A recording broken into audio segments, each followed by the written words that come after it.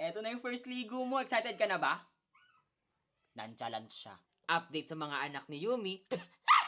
Yumi, ang baho ng bibig mo! O, yung dede niya, hindi na medyo lawlaw. So, dalawa na lang ho yung anak ni Yumi dahil namatay ho yung isa, which is ho yung panganay. Sobrang biglaan ho kasi yung nangyari. Siguro ho, dala na rin ang init ng panahon. Ayun ho, namatay ho siya. At time nang nanghihina siya, tinry naming idala siya sa vet.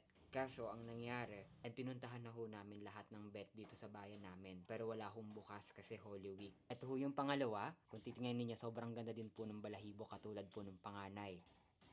And eto yung bunso. Sobrang mga antukin. Panigurado, miss na rin nila yung kapatid nila. And wala pa silang pangalan. Ayun nga yung nakakalungkot eh. Namatay yung panganay nang wala siyang pangalan. Naiiyak ako. Wait lang.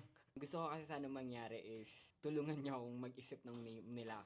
Before siya mag-pass away, binigyan ko siya ng name. Which is Yuna. Miss ko na si Yuna. May natitira pa naman tayong dalawang babies dito and sa kanila na lang tayo babawi. So, bale, etong dalawa nating puppy is 2 months na. And wala pa silang ligo. Ang gagawin natin ngayon is papaliguan sila. Ready na ba kayo mapaliguan? So, ang una mo nating paliliguan is etong panganay. By the way, guys, lalaki siya. Hindi pa siya napapaliguan pero nanginginig na siya. Eto na ang kanyang first ligo. Ay, hindi siya natatakot. Sobrang brave niya sa tubig. Pikit ikaw. Eto pala yung gagamitin nating shampoo niya.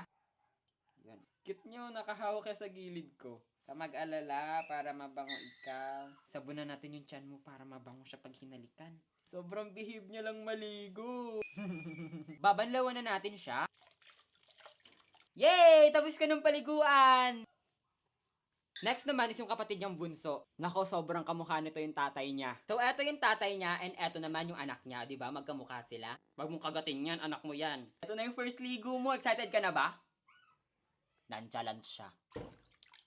Ayan, nabasa na natin siya. Lagyan na natin siya ng shampoo.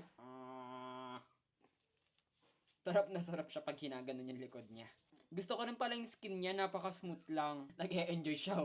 Banlawan na natin siya. Punasan na natin siya. Ito na, pupunasan na oh.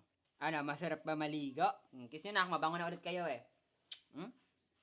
Sobrang nonchalant nyo naman ngayon, pero pag walang camera, sobrang iingay. Isipan nyo nga ako ng pangalan nila. Ito nga pala yung lalaki, and ito yung babae. Sobrang cutie nila. So pack up your car, put a hand in your heart, say whatever